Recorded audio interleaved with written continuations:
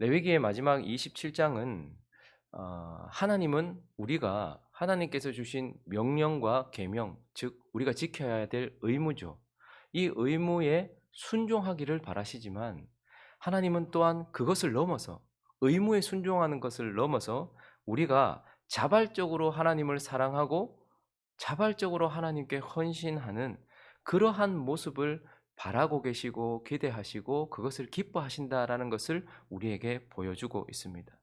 즉 27장을 통하여서 하나님은 우리가 율법의 요구에 대한 의무 이행보다는 자유 가운데에서 우리가 자발적으로 하나님을 사랑하고 하나님께 헌신하는 것을 하나님께서 기뻐하신다라는 것을 우리에게 가르쳐 주고 있는 것이죠. 그렇지만 우리가 하나님께 자발적으로 하는 사랑과 헌신이라 할지라도 어제 말씀을 통해서는요. 그 사랑이 신실해야 된다라는 것을 내가 자발적으로 하는 것이기 때문에 아무렇게나 해도 되고 말했다가 그냥 뭐 없애도 되고 이런 것이 아니라 하나님은 신실하게 사랑해야 한다라고 말씀하셨습니다. 그리고 이제 남아있는 이 오늘 본문들을 통하여서 하나님을 자발적으로 사랑하고 하나님께 사랑으로 헌신하는 것에 있어서 우리가 어떤 자세여야 하는지 이 레위기를 마무리하면서 두 가지 정도 교훈을 통해서 살펴보려고 합니다. 그 첫 번째, 우리가 자발적으로 하나님을 사랑하지만 그 사랑은 하나님께 합당한 사랑이어야 한다라는 거예요. 하나님께 합당한 사랑이어야 한다. 그러면 우리는 하나님이 우리에게 주신 율법을 지킬 때에는 그 율법 준수에는 그분의 기준에 따라서 해야 된다라고 인식은 하고 있는 것 같아요. 율법은 말씀하신 대로 지켜야 된다라는. 그래서 기준을 그분에게 두고서 그분이 기준하신 대로 지켜야 된다라고 생각하는데 자발적인 사랑은 내가 내 기준에 맞춰서 해도 된다. 내가 하고 싶은 대로 내 기준에 맞춰서도 섬겨도 된다라는 식으로 생각하는 경향이 있는 것 같습니다. 그러나 아무리 자발적인 사랑이라 할지라도 그러한 사랑의 기준이 내가 되는 순간 그것은 더 이상 사랑이 아닌 것입니다. 내가 주고 싶은 것을 그 사람한테 주고 내가 주고 싶은 만큼 그 사람한테 주고 내가 주고 싶은 때에 그 사람한테 준다면 그것은 그 사람을 향한 사랑이라기보다는 오히려 자기 사랑의 또 다른 표현일 뿐인 것입니다.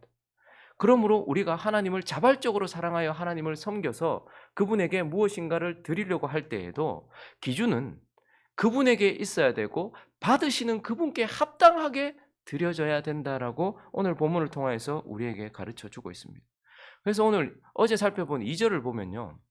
하나님이 이렇게 말씀하셨습니다. 이스라엘 자손에게 말하여 이르라. 만일 어떤 사람이 자기의 값을 여호와께 드리기로 분명히 서원하였습니다. 이 말은 자기 자신을 하나님께 드리기로, 자기에게 속한 사람을 하나님께 드리기로, 자기를 헌신하기로 그렇게 마음을 먹고 하나님께 드리기로 했다면 알아서 해라라고 말하지 않고 너는 그 값을 정할지니라고 말해요. 그러니까 20세부터 60세까지는 하나님이 모세를 통해서 결정을 하셨고 남자면 이렇게, 여자면 이렇게. 그리고 5세에서 20세까지는 남자면 얼마, 여자면 얼마. 그리고 1개월부터 5세까지도 남자면 얼마, 여자는 얼마. 이렇게 하나님께서 모세를 통해서 결정을 하신 것입니다. 60세 이상도 하나님께서 결정을 하신 거예요. 남자는 15세계. 뭐 이렇게 하나님께서 결정하신 것이죠. 그러니 내가 나 자신을 하나님께 드리려고 하는 자발적인 사랑이라 할지라도 하나님은 그때에 그 헌신의 농도를 하나님이 모세를 통해서 결정하셨다라는 것입니다. 그리고 8절도 다시 보시면 서원하는 자가 하나님께서 결정하신 그 금액을 가지고 있을 만큼 그 경제적으로 풍족하지 못해요. 그래서 서원자가 가난하여서 네가 정한 값을 감당하지 못하겠으면 그를 또 어디로? 제사장 앞으로 데리고 가래. 가난하면 그럼 얼마인지 물어보고 지가 알아서 해라. 하나님 이렇게 말씀하시지 않고 그때에도 제사장 앞으로 데려가 가서 제사장이 그 값을 결정하고 서원자의 형편대로 값을 정하라고 이렇게 말하고 있어요. 그러니까 우리가 내가 어떤 상태에서 헌신을 하든 그리고 내가 가난하여서 얼마를 내야 되든 간에 하나님은 모세를 통하여서 하나님이 결정하신 수준만큼 헌신하라고 하시고 제사장을 통하여 결정된 만큼 헌신하라고 말씀하고 있어요. 그리고 오늘 보면 16절도 보시면요. 이제 만약에 이 사람이 밭을 하나님께 드리기로 결정했어요. 그래서 만일 어떤 사람이 자기 기업된 밭 얼마를 성별하여 여호와께 드리려 하면 그럼 알아서 드려라 이렇게 하지 않고 마지기 수대로 네가 값을 정하되. 누가 정한다고요? 네 모세. 주려고 하는 사람이 자기가 알아서 결정하는 것이 아니고 하나님께서 모세를 통해서 결정하세요. 그래서 그 밭이 보리 한 호멜지기, 보리 한 호멜을 뿌릴 정도의 크기라면 은 50세겔로 결정해서 그만큼, 그러니까 밭을 하나님께서 그대로 받으시는 것이 아니고 그 밭의 가격을 돈으로 받으시는 거예요. 그래서 하나님은 그러한 헌신을 할 때에 집으로 하든 가축으로 하든 사람으로 하든 밭으로 하든 뭘 하든 간에 주는 사람이 자기가 주고 싶은 만큼 주는 것이 아니고 하나님이 결정하신 대로 하나님의 수중에 합당하게 하나님께 헌신하라라고 말씀하고 있어요. 그래서 오늘 25절을 또 보시면요. 또 네가 정한 모든 값은 어떻게 해요? 성소의 세겔로 해라. 20게라를 한 세겔로 할지니라라고 말하고 있어요. 헌신하는 사람이 자기가 알아서 결정하는 것이 아니라 헌신하기로 한 그 사람을 향하여 하나님께서 모세를 통하여 혹은 제사장을 통하여서 결정을 해서 드리는데, 그런데 하나님은 대부분 밭도 그렇고 집도 그렇고 사람도 그렇고 돈으로 하나님께서 다시 재정으로 후원하도록 이렇게 하셨죠. 그런데 오늘 저기 25절에 보니까 무슨 세겔로 하라고 말하는 거 하니까 25절 다시 띄워주시겠습니까? 네가 정한 모든 값은 뭐로요? 성소의 세겔. 그러면 성소의 세겔 말고 다른 세겔이, 세겔은 돈의 환산, 그 돈의 단위예요. 그런데 다른 세겔도 있는가? 네, 다른 세겔도 있었어요. 왕궁의 세겔도 있었거든요. 그러니까 왕족들, 그러니까 왕궁의 세겔도 있었고 일반적으로 일반 백성들에게 통용되던 일반 세겔도 있었어요. 그리고 성소에서만 통용되는 성소 세겔이 있었는데 일반 세겔보다는요 성소 세겔이 좀 더 무거워요. 저게 만약에 그 돈이면 이렇게 금속일 것 아닙니까? 그런데 일반 세겔은 만약에 뭐 0. 몇 킬로그램이다. 그러면 성소 세겔은 더 무거운 거예요. 돈이 더 드는 거죠.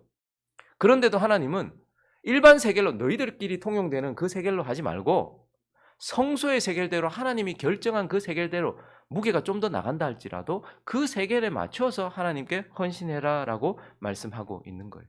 그러므로 우리가 기억해야 되는 것은 우리가 자발적으로 하나님을 사랑하고 섬기기로 한 것은 참으로 잘한 일이지만, 그러나 자발적 사랑과 헌신이라 할지라도 내 기준이 아니라 받으시는 하나님께 합당한 기준에 따라서 우리가 하나님을 섬겨야 한다라는 것을 기억해야 합니다.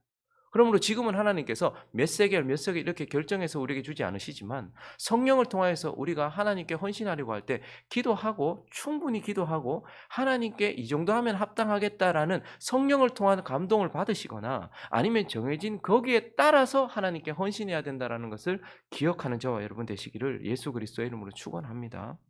그리고 오늘 본문 말씀을 통하여 마지막으로 하나님께서 우리에게 하시는 말씀은 자발적 사랑과 헌신이라 할지라도 하나님께 관대한 사랑이어야 한다. 풍성하게 들어야 한다라고 우리에게 말씀하고 있습니다.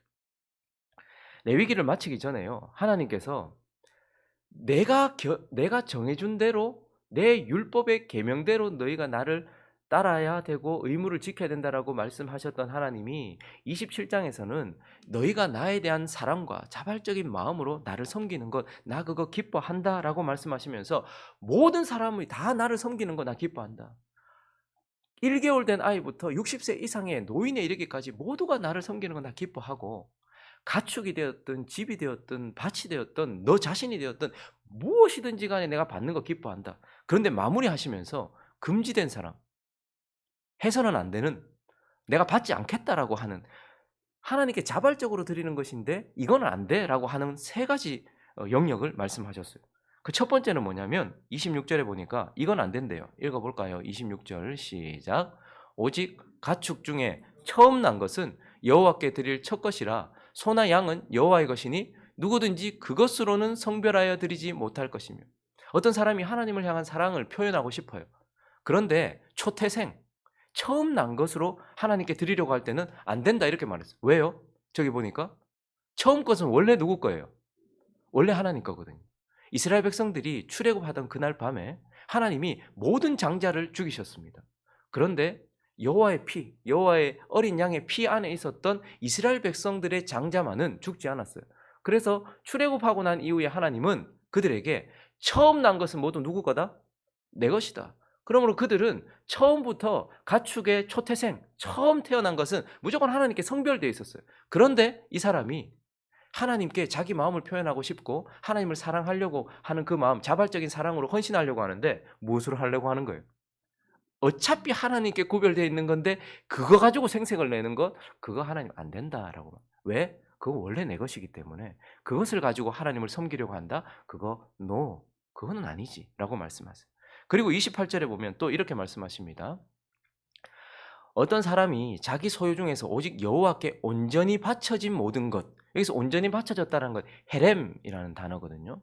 온전히 바쳐진 모든 것은 사람이든지 가축이든지 기업에 바치든지 팔지도 못하고 무르지도 못하나니 온전히 바쳐진 것은 다 여호와께 지극히 거룩함이며, 그리고 그 다음 절도요. 온전히 바쳐진 그 사람은 다시 무르지 못하나니 반드시 죽일지니라, 이렇게 말씀하고 있어요. 자, 여기서 온전히 바쳐진 것도 안 된다. 초태생은 처음 난 것은 원래부터 하나님께서 받으시겠다고 하셨으니까 하나님 거니까 그거 안 된다라고 말씀하셨고, 온전히 바쳐졌다라는 것은 전부가 하나님을 위해서 드려졌다라는 의미이기도 하고 온전히 멸해야 되는 것이다라는 것을 의미하기도 해요. 그래서 하나님께서 처음 이스라엘 백성들이 약속의 땅 가나안에 들어갔을 때 첫 번째 전투가 무슨 성과의 전투였습니까? 여리고성 전투였죠. 그런데 그 전투를 할 때 하나님께서 뭐라고 하셨나 하면 이건 전부 다 나한테 바쳐진 거다. 그래서 이 전쟁은 어떤 전쟁?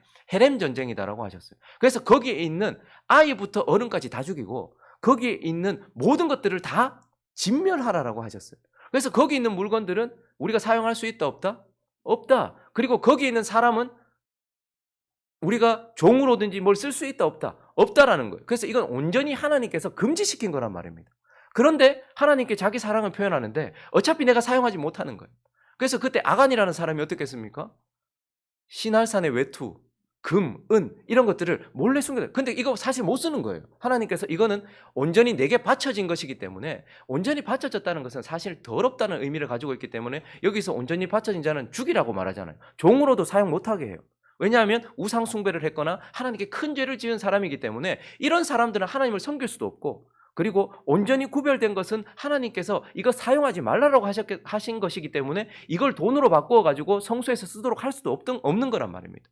그러니까 어차피 온전히 바쳐진 것은 진멸하도록 되어 있는 것이었기 때문에 내가 사용할 수도 없는 거예요. 그런데 하나님을 향한 사랑을 표현하면서 어차피 내가 못 쓰는 거니까 이거 그냥 하나님께 드린다 하는 것, 하나님 이것도 안 된다, 이렇게 말씀하시는 거예요.